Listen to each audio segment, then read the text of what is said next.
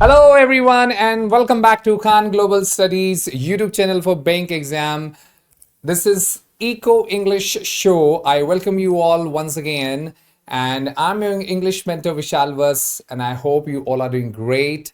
और आज का आर्टिकल होने वाला है बहुत special and I am going to welcome my guest और बहुत ही जल्दी आपके साथ आपको दिखाई देंगे दोनों कहाँ भाई कहाँ जा रहे हो यहीं तो जाना था भाई यहीं तो आना है इको इंग्लिश शो में तो मतलब कहाँ जा रहे हो अरे हम यही हैं।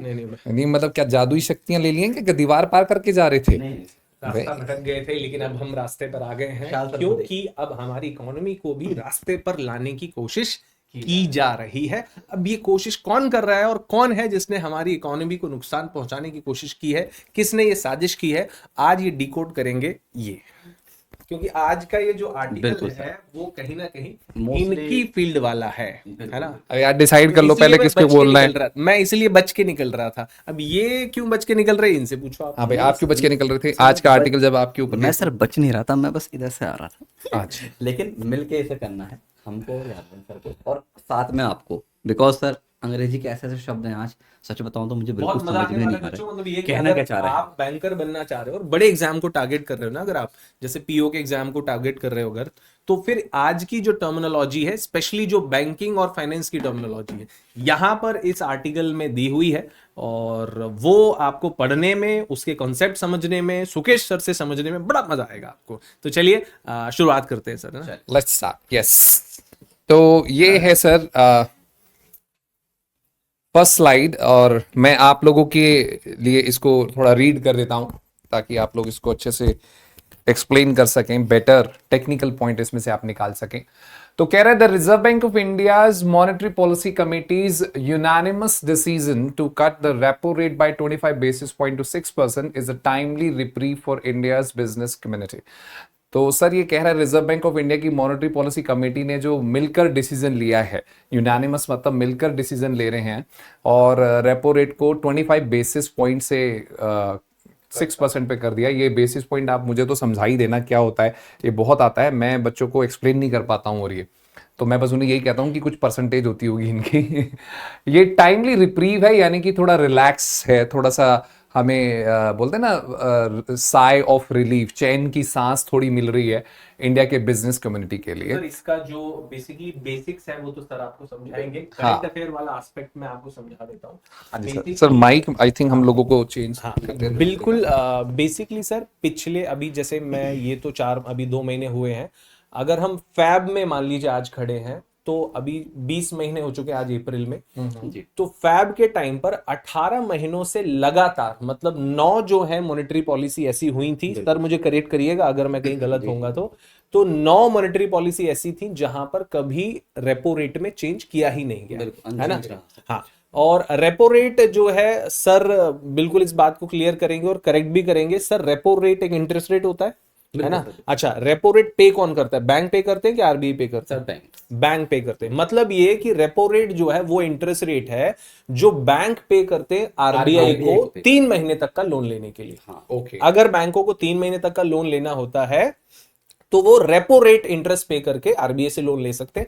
सर अगर 3 महीने से ज्यादा का लोन लेना होता है तो फिर हम उसको बैंक रेट बोल देते थे। बैंक रेट और रेपो रेट में अंतर सिर्फ इतना है कि बैंक रेट से 3 महीने से ज्यादा का लोन मिल जाता है बैंकों को और रेपो रेट से 3 महीने तक का ही लोन मिलता है। ठीक है, अब हुआ ये कि पिछले 18 महीनों से जो आरबीआई है उसको ये लग रहा था कि ना तो महंगाई बहुत ज्यादा है और ना ही देश में कोई मंदी जैसे हालात है, मतलब सब कुछ स्मूथ चल रहा था, तो उससे छेड़छाड़ करने का आरबीआई का मन ही नहीं हुआ। क्लियर है? हाँ, तो अब रेपो रेट मतलब 18 महीने से चेंज ही नहीं हुआ। हाँ बिल्कुल चेंज नहीं हुआ था 18 महीने अब से, तो ये इन्होंने- 6.5 अब इन्होंने रिड्यूस करा है। हाँ, तो ये अब नहीं हुआ है, ये फैब में किया फैब में किया है। फैब में 18 महीने बाद चेंज किया था। अब ये लगातार दूसरा रेट कट है। ओके दूसरा रेट कट है ना। अब सर जो है ये समझाएंगे कि ये लगातार 2 बार रेट कट करने के पीछे श्रीमान संजय मल्होत्रा जी, जो हमारे अभी एक और करंट, देखो जहां मौका मिलता है मैं करंट अफेयर चिपका देता हूं। आरबीआई के तो हाँ, आरबीआई के हमारे 26वें गवर्नर बन गए हैं संजय मल्होत्रा साहब,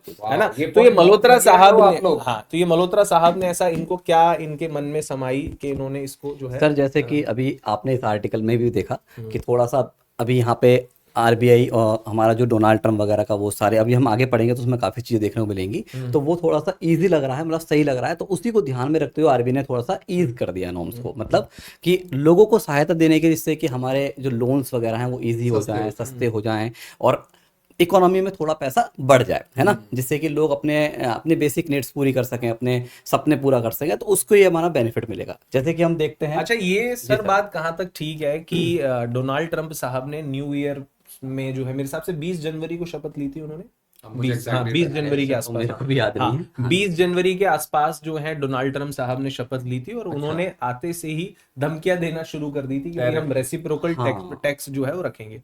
अब रेसिप्रोकल टैक्स जो है करने का जैसे उन्हें धमकी देना शुरू किया, इसका साफ मतलब ये था कि अब इंडिया के जो प्रोडक्ट हैं जो महंगे हो जाएंगे, अमेरिका में जो बिक रहे हैं, है ना, उन पर अमेरिका कम टैक्स ले रहा था, है ना। इंडिया ज्यादा टैक्स लेता है क्योंकि हमारा मार्केट उनसे, उनके मार्केट से छोटा है थोड़ा भाई, है ना, और हमारे प्रोडक्ट्स और हमारे मार्केट को डर है क्योंकि अमेरिका के प्रोडक्ट इंडिया में सस्ते बिकने लगेंगे तो हमारे प्रोडक्ट्स और मार्केट को नुकसान पहुंचेगा, तो इसलिए हम ज्यादा टैक्स लेते हैं। बिल्कुल। अमेरिका अमीर देश है, विकसित देश है, तो इस तरह से कोऑपरेशन चल रहा था। पर भाई डोनाल्ड ट्रंप ने क्या दिया, टिट फॉर टैट, है ना। तो अब आप ये बताइए कि क्या ये उस धमकी का असर भी है कि भारत अपने आप को प्रोटेक्ट करने की कोशिश कर रहा है, कहीं ऐसा तो नहीं है? बिल्कुल सर, ये भी हो सकता है, ये भी हो सकता है बिल्कुल, कि भाई वो 10% वाली जो धमकी दी गई, और अब तो मेरे हिसाब से सर भारत को 26% का बोला था 34 देशों के साथ में, और भी अच्छा है ना सर, इतना करंट का मुझे नहीं पता, आप बताइए थोड़ा सा। तो current में, बेसिकली क्योंकि news में ऐसा था कि क्या अब सर आज अभी थोड़ी देर पहले डिस्कस कर रहे थे कि सर 132% जो है टैरिफ चाइना ने लगा दिया है अमेरिका के प्रोडक्ट्स पर,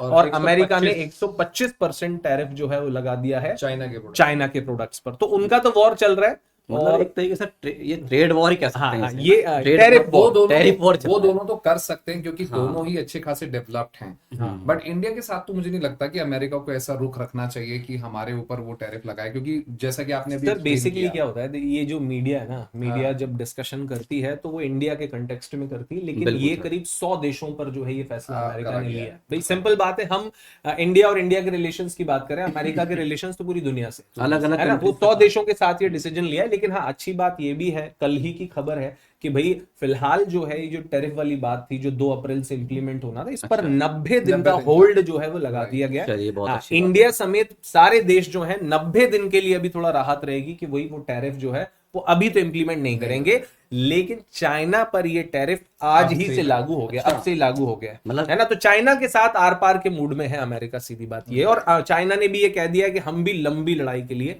तैयार है। तो अब मार्केट में अनिश्चितता बन रही है, ठीक है, और इस अनिश्चितता को देखते हुए हमें पता है कि जब मार्केट में डाउनफॉल होगा तो हमारे मार्केट के पास पैसा होना चाहिए, क्लियर है।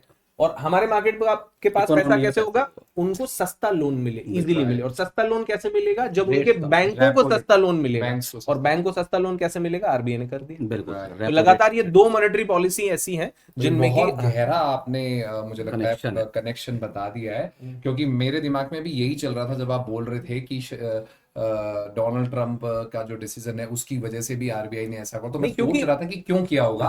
उसका आंसर मुझे अब मिला। देखिए ये होती है एक अच्छे स्टूडेंट की निशानी, है ना। आप लोगों को मैं यहाँ पर पॉइंट आउट करना चाहूंगा, मैंने सर से क्वेश्चन नहीं पूछा, मैंने वेट किया कि बोल रहे हैं, एक्सप्लेन कर रहे हैं, तो शायद अपने आप ही मुझे पता लग जाएगा। And now finally figure out हो गया कि कितना अच्छा कनेक्शन है इस चीज में कि हमने क्यों रेपो रेट को कट किया है, क्योंकि हम नहीं चाहते कि रिसेशन अगर हो तो उसका असर भारत पे दिखाए। और बेसिकली इंडिविजुअली भारत की इतनी कोई अभी प्रॉब्लम नहीं है, समस्या नहीं है ना। हमारे यहाँ तो सब कुछ ठीक चल रहा है। आप सोचो ना, मैंने एग्जांपल दिया कि 18 महीने से ये चेंज ही नहीं हुआ था, मतलब सब कुछ ठीक है, तभी तो चेंज नहीं हुआ, सब कुछ ठीक चल रहा, समझ रहे हैं। मतलब सिंपल है, जैसे मेरे मम्मी और पापा जब पेरेंट्स मीटिंग में जाते थे और वो पूछते थे टीचर से कि भाई ये कैसा पढ़ रहा है बच्चा, ठीक है वो, तो वो टीचर बोलते थे आपके पास फोन आया क्या, तो वो बोलते नहीं फोन तो नहीं आया। तो बोले जब फोन नहीं आया इसका मतलब सब कुछ ठीक चल रहा है ना, क्यों परेशान हो रहे। तो यहाँ पर भी होता कि चेंज नहीं किया तो सब कुछ ठीक चल रहा है। लेकिन अब फरवरी में हमारी मॉनेटरी पॉलिसी में संजय मल्होत्रा साहब और मॉनेटरी पॉलिसी कमेटी को लगा कि नहीं, अब अमेरिका की और डोनाल्ड ट्रंप की उथल पुथल की वजह से मार्केट जो है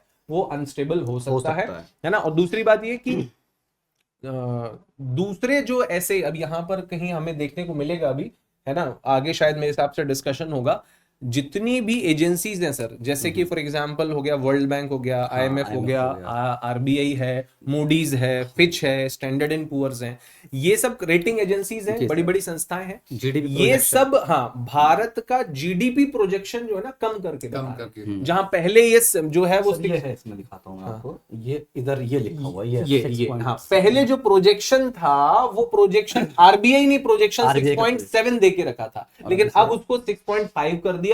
और आरबीआई का ये सर मेरे हिसाब से वो आरबीआई की एक ड्यूटी या फंक्शंस में से आता है टू मॉनिटर जीडीपी, है ना, है ना, इकोनॉमी को मॉनिटर करना है। हाँ इकोनॉमी को, जीडीपी को मॉनिटर करना, मतलब आरबीआई जो है बेसिकली हमारे फाइनेंशियल सिस्टम का रेगुलेटर है। बिल्कुल। तो आरबीआई की एक ड्यूटी ये भी है कि देश की जीडीपी को मॉनिटर करते रहना, है ना। तो जैसे ही उसको इंडिकेशन मिला कि नहीं यार अगले साल मतलब इस साल जो जीडीपी है वो 0.2% गिर सकता है, तो तुरंत वो एक्टिव हो गया और उसने तुरंत जो है वो मार्केट में पैसा फेंकना शुरू कर दिया। मार्केट में कैसे पैसा फेंकना, तो भाई लोन सस्ते कर दो, लोग ज्यादा लोन ले लेंगे, है ना। तो ये जो है बेसिकली वापस हम यहाँ पर आ जाते हैं। बिल्कुल सर।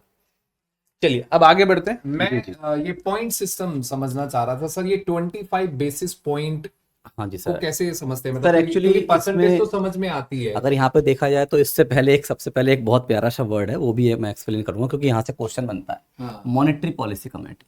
तो भाई ये भी पूरा बच्चों को सही बिल्कुल बढ़िया से पता होना चाहिए क्योंकि ये बहुत एग्जाम ओरिएंटेड क्वेश्चन है।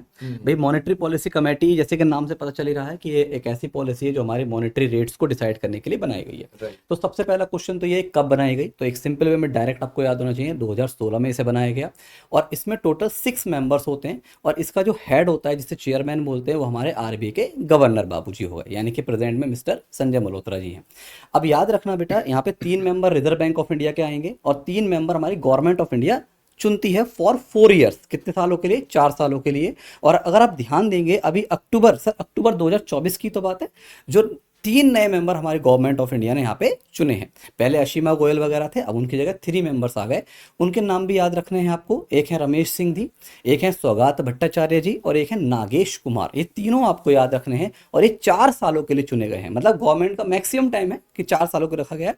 अगर फ्यूचर मतलब ऐसा लगता है पहले हटाना या चेंजेस करना है, कुछ मान लीजिए कोई घटना घट जाती है तो वो चेंज कर सकते हैं। फिलहाल टेन्योर याद रखना फॉर 4 ईयर्स, ठीक है। तो ये 6 के 6 मेंबर यहाँ पे बैठेंगे और इनके साथ मिलकर बैठ के ही हमारे मॉनेटरी रेट्स को डिसाइड किया जाता है, ठीक है। तो ये भी एक इंपॉर्टेंट पॉइंट है। अब सर आपका क्वेश्चन मैं ले लेता हूँ। तो रेपो रेट की कहानी तो सर क्लियर हो ही गई होगी आपको, है ना। तो बेसिस पॉइंट का मतलब ये समझ लीजिए आपका कि ये 25 बेसिस पॉइंट का मतलब हो गया 0.25%, यानी कि आप ऐसा समझो कि 1% is equal to 100 basis point. Okay, बस खत्म कहानी। परसेंटेज वाला कॉन्सेप्ट मतलब 100 बेसिस पॉइंट। तो अब 25 को डिवाइड कर दो 100 से, डन। ये चीज है, ये परसेंटेज वाला है। ओके चलिए सर, तो आगे चलते हैं। आर्टिकल में कहता है for weeks now exporting sectors have been imploring the government to hasten bilateral trade negotiation with the US to attempt to shield themselves from President Donald Trump's reciprocal tariff। Sir article यहाँ पे कह रहा है कि काफ़ी weeks हो गए हैं जो एक्सपोर्टिंग सेक्टर्स हैं हमारे, वो सरकार से मतलब रिक्वेस्ट कर रहे हैं, ऑलमोस्ट बैगिंग कर रहे हैं। इम्प्लोर वर्ड पे मैं बच्चों का ध्यान देना चाहूंगा। इम्प्लोर का मतलब होता है जब आप बहुत ही ज़्यादा रिक्वेस्ट कर देंगे, अरे भाई कर देना प्लीज, अरे मोदी जी जाओ करो बात। तो इस टाइप से वो बिल्कुल बैगिंग सिचुएशन है कि जल्दी करें और बायलैटरल ट्रेड नेगोशिएशन जो इंडिया और यूएस की है जो उसको जल्दी से करें ताकि वो अपने आप को बचा सकें। शील्ड का मतलब होता है प्रोटेक्ट करना। प्रेसिडेंट डोनाल्ड ट्रंप के रेसिप्रोकल टैरिफ के जो भी इन्फ्लुएंस जो भी इफेक्ट होंगे उनसे वो अपने आप को बचा सकें। तो यहाँ से सर कुछ निकल कर आ रहा है क्या हमारे लिए?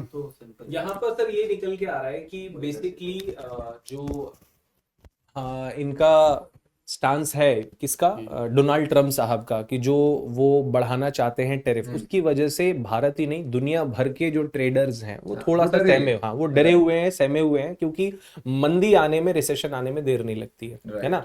तो जैसे कि आपने बताया कि भैया वो ऑलमोस्ट बैकिंग कर रहे हैं कि भैया नेगोशिएट करो जल्दी, है ना। तो अब नेगोशिएशन तो पार्ट में हम ये कह सकते हैं कि फिलहाल तो हमारे शायद एफर्ट से तो नहीं हुआ, लेकिन जो मार्केट की कंडीशन हो गई, मार्केट एकदम से क्रैश हुआ, आपने देखा पिछले 1 हफ्ते हफ्ते में हुआ था। सिर्फ 2 अप्रैल के बाद से ही मार्केट क्रैश हो गया है ना, करीब 19 लाख करोड़ रुपए तो इंडिया में ही जो है वो इन्वेस्टर्स के डूब गए। तो ऐसा पूरी दुनिया में हुआ, तो फिर डोनाल्ड ट्रंप साहब को लगा कि भैया अभी फिलहाल ये ज्यादा हो रहा है और दुनिया भर के साथ जो है हमारे ट्रेड रिलेशंस बिगड़ जाएंगे और दुनिया में महामंदी छा सकती है।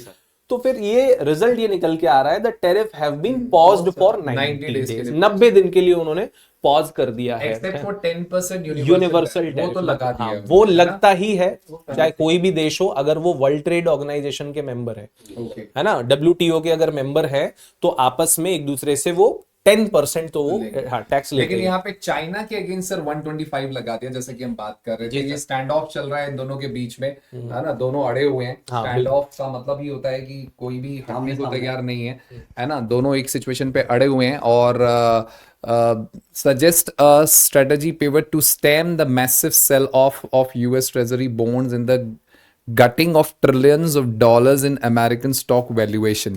तो पूरा यहाँ पर ये बोल रहा है सर कि एक तो वो कम कर रहे हैं, sell off of US treasury bonds को कम कर दिया है उन्होंने, रोक दिया है। तो मैं थोड़ा समझना चाहूंगा कि ये ट्रेजरी बॉन्ड क्या हैं जिनको बेचने से रोक दिया गया है। स्टैम वर्ड पर मैं बच्चों का थोड़ा सा फोकस चाहूंगा सर, फिर आपके पास आऊंगा। स्टैम वर्ड बहुत ही वर्सेटाइल वर्ड है इंग्लिश के अंदर। पहली चीज तो एक नाउन है जिसका मतलब पेड़ का तना होता है, स्टैम बोलते हैं पेड़ के तने को, राइट। लेकिन स्टैम जब वर्ब बनता है, स्टैम जब वर्ब बनता है तो उसका मतलब होता है कंटेन करना, यानी कि किसी चीज को रोकना। स्टेम सेल प्रिजर्व करके रखे जाते हैं ना, जो सलमान खान ने भी करवा के रखा है, और लोग सेलिब्रिटीज आजकल अपने स्टेम सेल प्रिजर्व करवा रहे हैं। उसकी वजह से, हाँ सर वही वर्ड है ये। उसकी वजह से ये होता है कि फ्यूचर में अगर कोई बीमारी होती है तो उसके इलाज में आपका स्टेम सेल आपको बहुत हेल्प कर सकता है। तो वो लोग प्रिजर्व करके लेबोरेटरीज में आजकल रखवा रहे हैं 20-20, 25-25 साल के लिए, कि कभी बुढ़ापे में कभी कोई बीमारी हुई तो मेरा जेनेटिक्स उससे पता चल जाएगा और मेरा इलाज जो है आसानी से हो पाएगा। तो ये आपका जो स्टेम देख के मुझे वो याद आ गया, स्टेम सेल। शायद इसीलिए इसका एक मीनिंग ये भी है कि कंटेन करना या कंट्रोल करना। बाकी इस वर्ड से एक फ्रेजल वर्ब भी बनती है इंग्लिश में, जिसके साथ फ्रॉम ऐड हो जाता है, स्टैम फ्रॉम, जिसका मतलब हो जाता है ओरिजिनेट फ्रॉम। तो this is what English beauty, English की ब्यूटी यही है कि स्टैम एक जगह नाउन है तो उसका मतलब तना है, स्टैम एक जगह वर्ब है तो उसका मतलब है कंट्रोल करना, रोकना, और स्टैम फ्रॉम एक फ्रेजल वर्ब है जिसका मतलब हो जाता है कोई चीज कहां से ओरिजिनेट हो रही है। तो यहाँ पे ये बोल रहे हैं कि जी वो कंटेन कर रहे हैं massive sell off. Sell off मतलब बेचने का जो होता है ट्रेजरी बॉन्ड को, उसको उन्होंने स्टैम कर दिया है। And the getting of trillions of dollars in American stock valuation. तो जो स्टॉक वैल्यूएशन में ये क्या कर रहे हैं, मतलब ये थोड़ा टेक्निकली इसमें समझाइए ना बच्चों के लिए। सर प्लीज जो है थोड़ा सा हेल्प करते जाइएगा, बताते जाइएगा। मैं सिर्फ ट्राई कर रहा हूँ, जो मुझे याद है किसी जमाने में न्यूज में जो है वो जो चीज पढ़ी थी। पहली बात तो ट्रेजरी और बॉन्ड की बात कर लेते हैं। दोस्तों ट्रेजरी बिल सर के साथ आपने डिस्कस किया होगा। जब भी मैं इस तरह की खबरें और फाइनेंशियल मार्केट पे आता हूं तो बच्चे जरूर सुकेश सर का नाम ले देते हैं कि भैया बहुत डिटेल में बात हुई है इन चीजों पे। तो बेसिकली ट्रेजरी बिल होता है वो एक तरह का डॉक्यूमेंट है जिससे कि सेंट्रल गवर्नमेंट जो है वो उधार लेना चाहती है, ठीक है। और सेंट्रल गवर्नमेंट ये जो पैसा उधार लेना चाहती है डॉक्यूमेंट है, सेंट्रल गवर्नमेंट खुद इसे इशू नहीं करती, वो आरबीआई से इशू करवाती है। एम आई करेक्ट, है ना। तो अब ये जो ट्रेजरी है, बॉन्ड्स हैं, ये बेसिकली एक तरह से ये अमेरिकन गवर्नमेंट का मार्केट से पैसा जुटाने का एक तरीका है। अमेरिकन गवर्नमेंट अगर चाहती है कि भाई मुझे पैसा चाहिए अपना बजट चलाने के लिए, अपने खर्चे चलाने के लिए, तो वो कंपनियों को, बैंकों को, फाइनेंशियल इंस्टीट्यूशंस को ये ट्रेजरी बॉन्ड इशू करते हैं कि भाई मान लो 2000 करोड़ डॉलर का या 500 करोड़ डॉलर का ये बॉन्ड हमने इशू कर दिया। अब क्या होगा, जिस बैंक के पास पैसा और जिसको अमेरिका में इन्वेस्ट करना है वो इसमें जो है ट्रेजरी बॉन्ड जो है यूएस ट्रेजरी, करेक्ट है सर, है ना।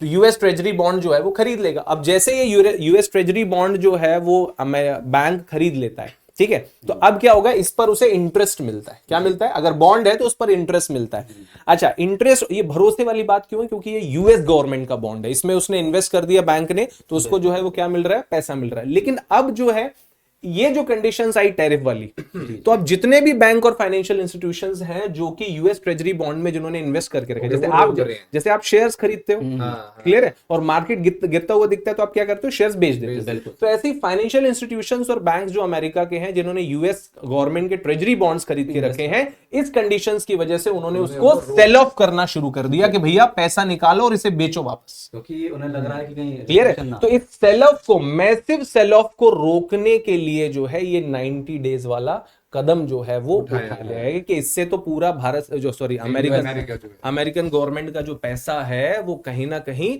एक तरफ ठिकाने लग जाएगा, क्योंकि सारे लोग अपना पैसा खींच लेंगे तो फिर अमेरिकन गवर्नमेंट चलेगी कैसे, ये वाली बात।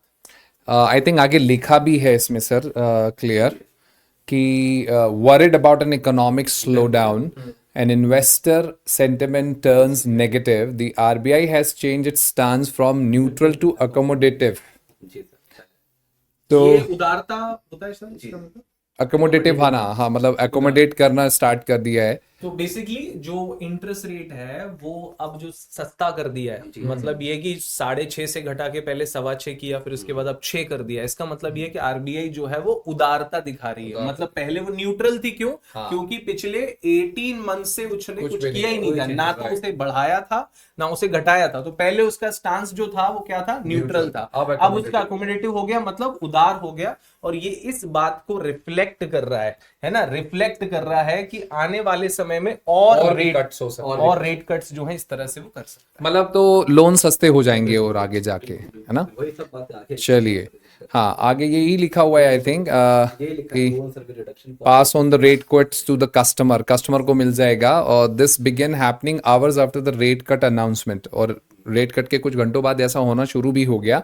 The central bank hopes this rate reduction insures liquidity for businesses, businesses के लिए पैसा मिल जाएगा लोगों के पास, है ना, in a time of uncertainty, so that they can continue investing in the real economy even as they attempt to diversify their exports.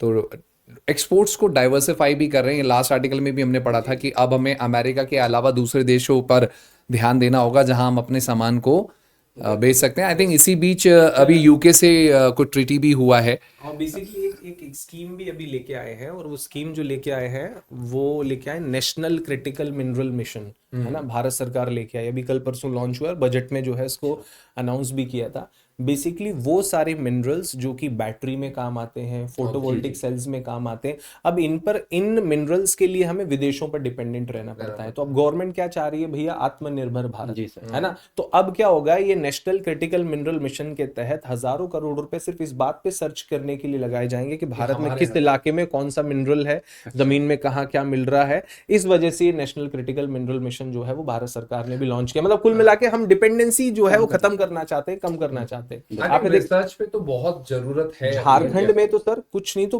20-22 जिलों में जो है, उड़ीसा, झारखंड में उड़ीसा में है शायद, जो है अभी गोल्ड रिजर्व्स जो है वो मिले। अच्छा हाँ, झारखंड या उड़ीसा जो है गोल्ड रिजर्व्स की जो है बात कर ले सर, एक बार आप देखेंगे जरा चेक कीजिए, झारखंड या उड़ीसा दोनों में से मैं बता रहा हूँ 22 जिलों में जो है अभी गोल्ड रिजर्व मिले। और यूपी में बलिया जिले में जो है करीब जो है बता रहे कि 20 स्क्वायर किलोमीटर का इलाका है जहां पे क्रूड ऑयल मिला है। अच्छा, अब सोचो कि यूपी में अगर क्रूड ऑयल मिला है तो ये कितनी बड़ी बात है ना। उड़ीसा है ना, उड़ीसा में, यूपी में बता रहे हैं। हाँ, उड़ीसा और उत्तर प्रदेश में गोल्ड रिजर्व भी है और साथ में आपका क्रूड ऑयल भी है। मतलब ये कि बड़े लेवल पर जो है वो भारत सरकार ये कोशिशें कर रही है ना। अच्छा, हमारे यहाँ क्या है वो तो ढूंढो पहले। हालांकि ये ट्रेंड सिर्फ भारत में नहीं है सर, ये ट्रेंड जो है इस समय पूरी दुनिया में चल रहा है। ढूंढो, हाँ, ये जो यूरेनियम का भंडार हो चाहे, है ना, ये चाइना जो है वो एनॉर्मस अमाउंट ऑफ जो है यूरेनियम अभी ढूंढ चुका है ताकि उसे ऊर्जा पर डिपेंडेंसी दुनिया से कुछ रहे ही ना, हजारों साल तक उसे बिजली मिलती रहे। पाकिस्तान में गोल्ड रिजर्व मिला है, लगभग 1.5 लाख करोड़ रुपए की वैल्यू का गोल्ड रिजर्व जो है पाकिस्तान में भी मिला है ना। तो सारे देश कोशिश कर रहे हैं कि कैसे भी करके दूसरों पर से निर्भरता, ये डिपेंडेंसी जो है, ताकि जो अमेरिका की दादागिरी है वो कम होनी, ये ना झेलना पड़े। सही बात है। चलिए सर आगे बढ़ते हैं। तो more ominous however is the RBI's lowered GDP growth estimates for the current fiscal.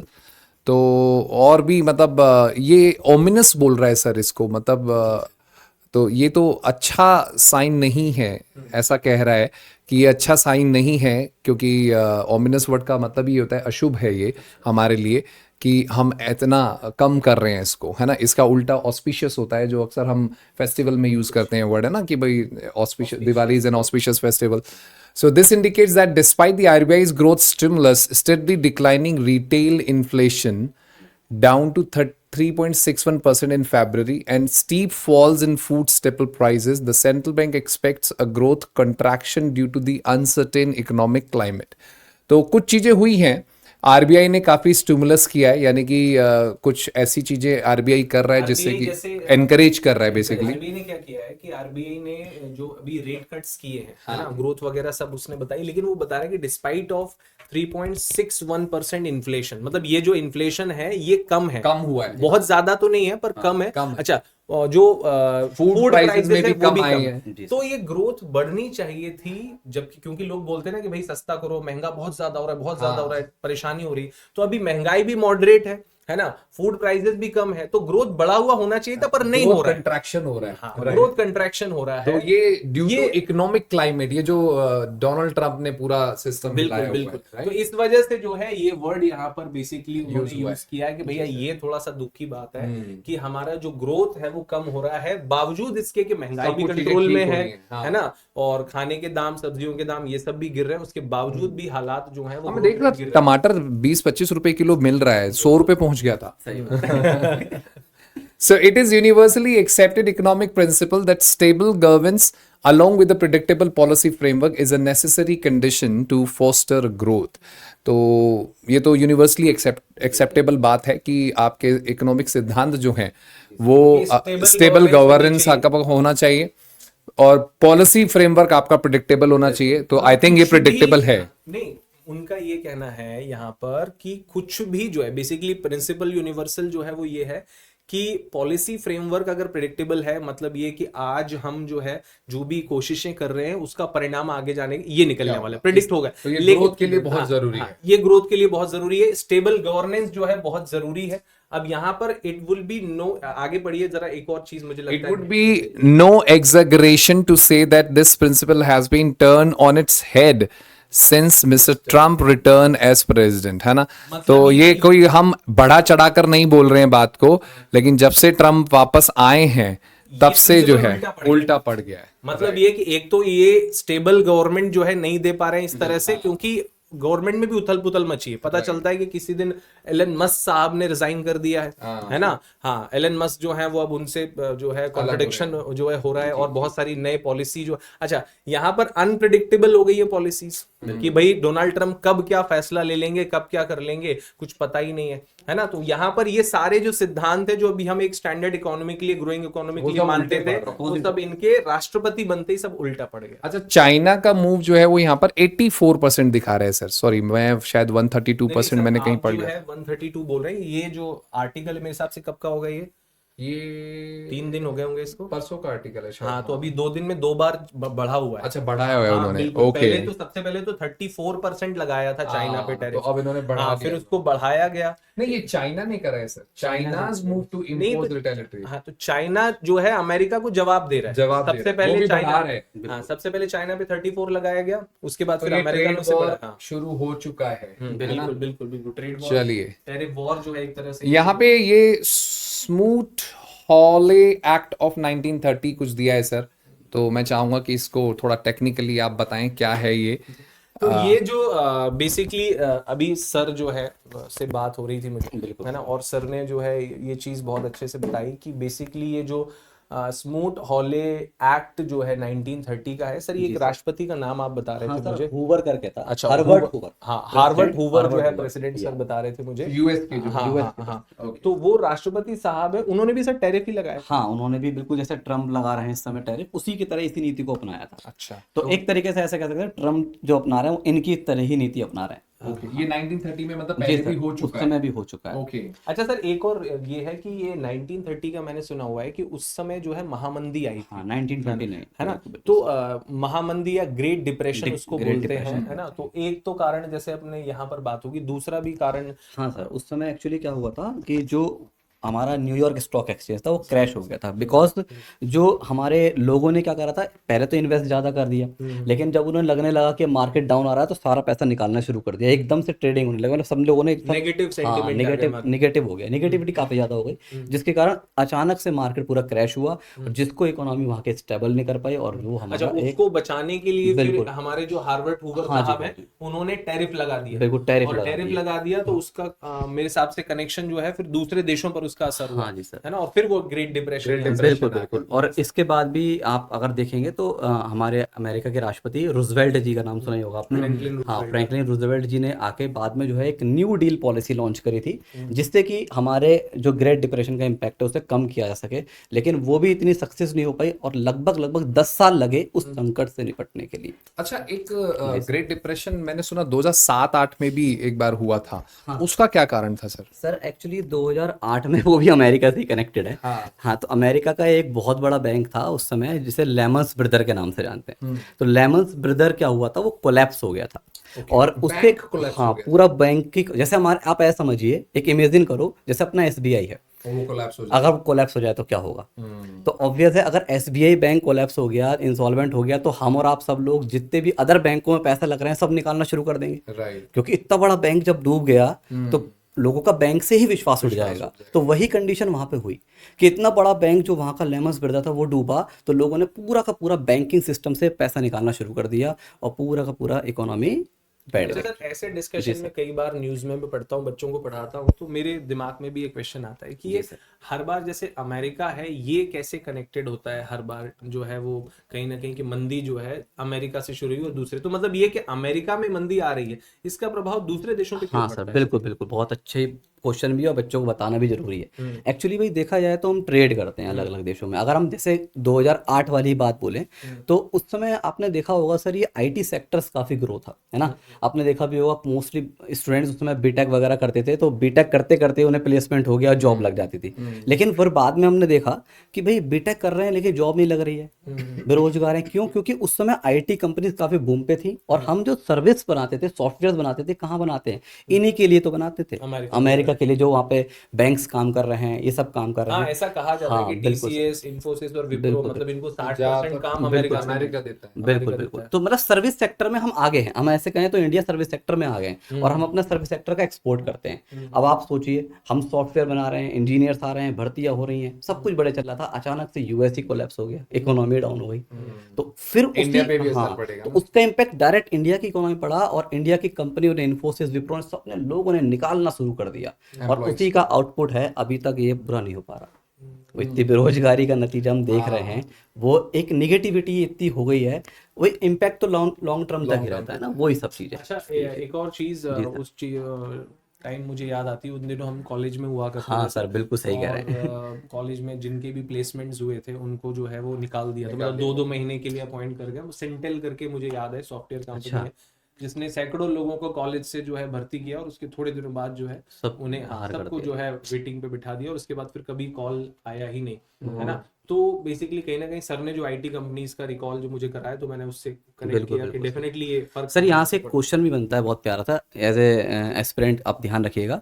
एक क्वेश्चन आता है कि बेसल 3 क्यों आया। भाई बेसल 3 का आने का रीज़न ही यही था, बिकॉज ये जो यूएस का जो हमारा रिसेशन हुआ, इसकी इम्पैक्ट के कारण ही बेसल 3, जो हमारा बैंक फॉर इंटरनेशनल सेटलमेंट है, और उसकी जो कमेटी है, basal committee on banking supervision, उसने अपनी गाइडलाइंस दी, जिससे कि फ्यूचर में ऐसी घटना ना घटे, बैंकिंग को और मजबूत बनाया जा सके। ठीक है, तो उस, और एक चीज़ और याद रखना, जैसे कि जब इस तरीके से कोई भी हमारा बैंकिंग, एक बैंक के कोलैप्स होने से पूरा फाइनेंशियल सिस्टम कोलैप्स हो जाए, तो इस रिस्क को कहते हैं हम बैंकिंग में सिस्टेमिक रिस्क।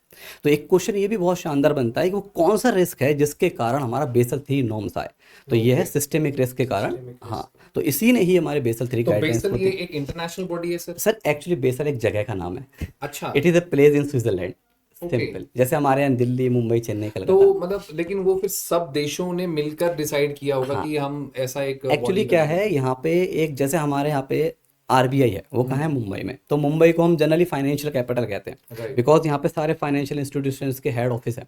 वैसे ही सर बेसल एक प्लेस है स्विट्जरलैंड में, वहाँ पे हमारा एक बैंक है जिसका नाम है bank for international settlement, okay. BIS। ये बनाया गया था 1930 में। और आप इसे ऐसे समझिए, ये जितने भी वर्ल्ड के सेंट्रल बैंक है, जैसे हमारे इंडिया का RBI, अमेरिका का फेडरल बैंक, तो उनके पिताजी हैं ये। ओके। तो यानी कि हमारे बैंकों के दादाजी।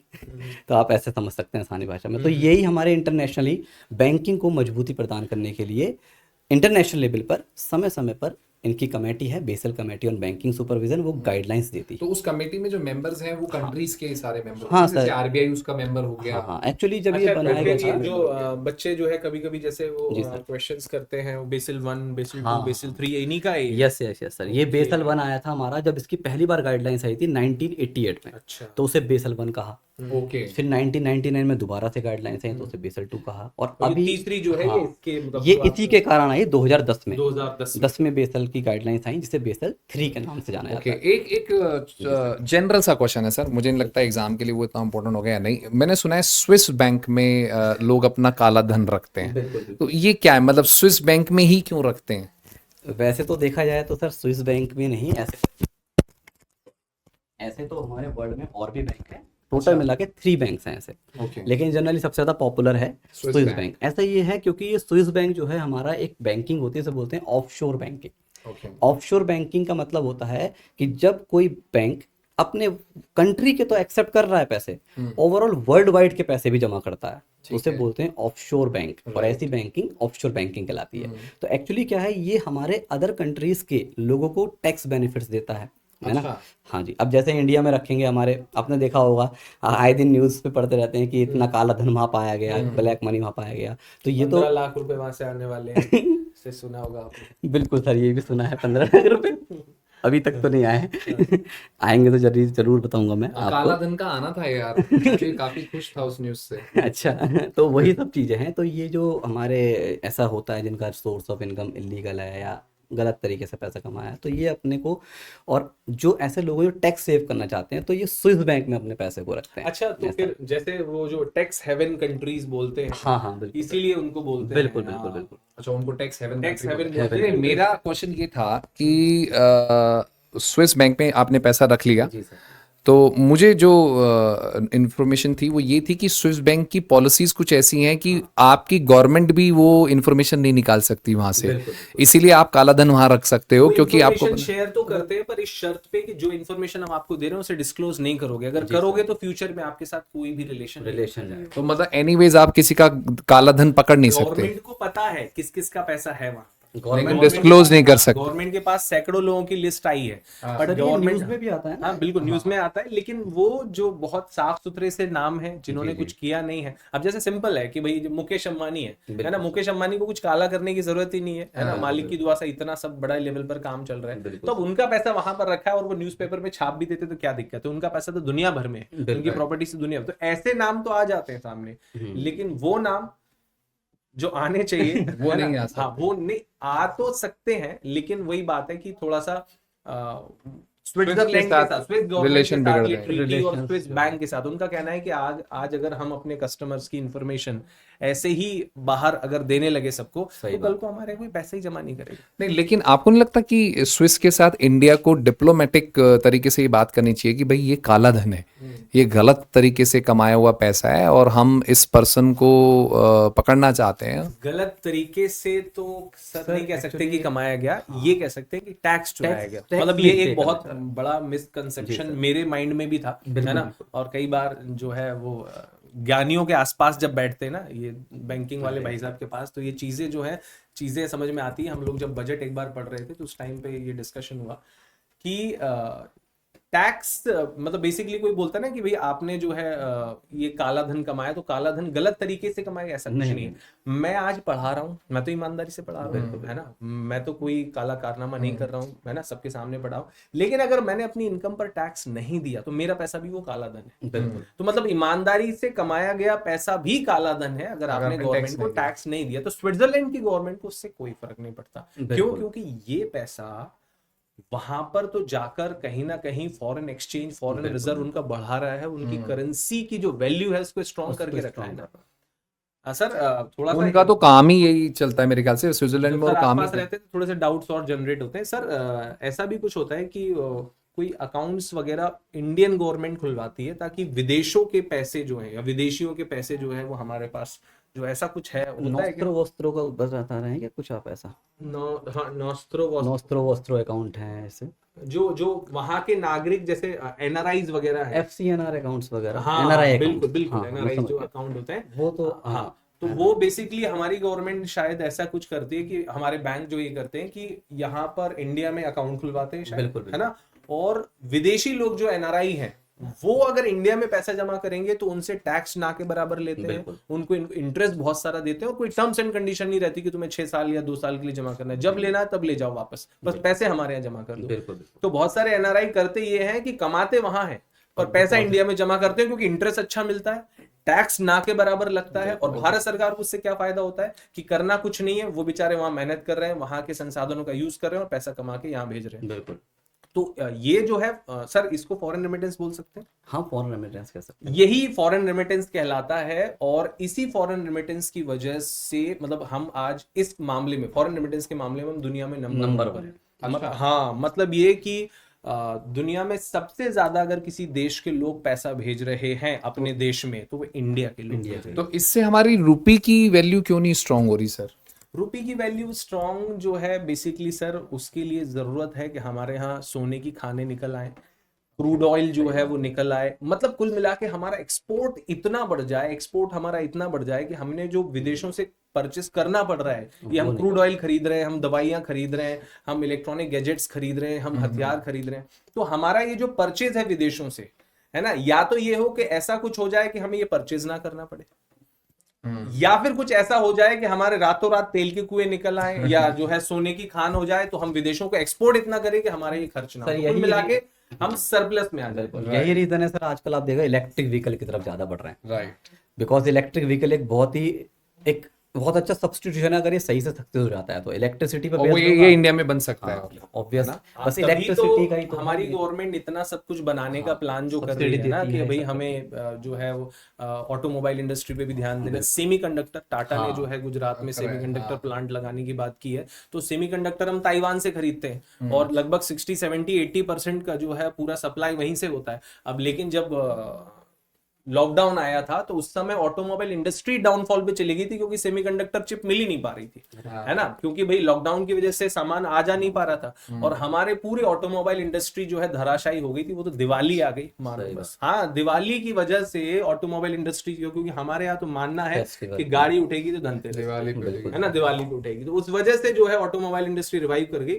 तो तब से जो है इंडिया की गवर्नमेंट ने ठान लिया कि भैया अब सेमीकंडक्टर चिप इंडिया में बनेगी। अभी अश्विनी वैष्णव साहब ने बोला है कि हो सकता है कि 2-4 महीने 6 महीने में हमें खुद का सेमीकंडक्टर चिप मिल जाएगा। चलिए तो बहुत बढ़िया, आगे बढ़ते हैं सर। तो यहाँ पर आगे बोल रहे हैं those tariffs with objectives similar to the current ones to protect American farming and manufacturing ushered in an era of economic nationalism in the interwar years, hitting global trade and contributing significantly to the Great Depression. ये तो आप लोग बता ही चुके हैं. Perhaps a lesson for nations must be that protecting one's own economy can be achieved without hurting others. है ना, दोनों का ध्यान रखिए. So long as countries recognize their competitive advantages and build on them. In America's case, it is doubling down on research, education and innovation. ठीक है sir, तो I think will sum it up, और काफ़ी healthy discussion हो गया और बहुत सारे पॉइंट्स डिस्कस हो गए. तो आई होप आप लोगों को इससे बहुत ज़्यादा बेनिफिट मिल रहा होगा, क्योंकि इस तरह का डिस्कशन जो होता है ना वो चीज़ों को याद करा देता है. तो आपको रॉट लर्निंग नहीं होगी, ये हेल्दी डिस्कशन है. इसी को I think sir practical learning कहते हैं, है ना, कि ये नहीं कि बस लिखवा दिया और बच्चा रटे मार रहा है ना. This is called practical learning. So will wait for the next week and I hope you will curious to know the next articles of the economics. So with experts Yadvin sir, current affairs, and Sukesh sir, banking awareness, and myself Vishal with the English expertise, we hope to meet you next week. Till then, take care. See ya.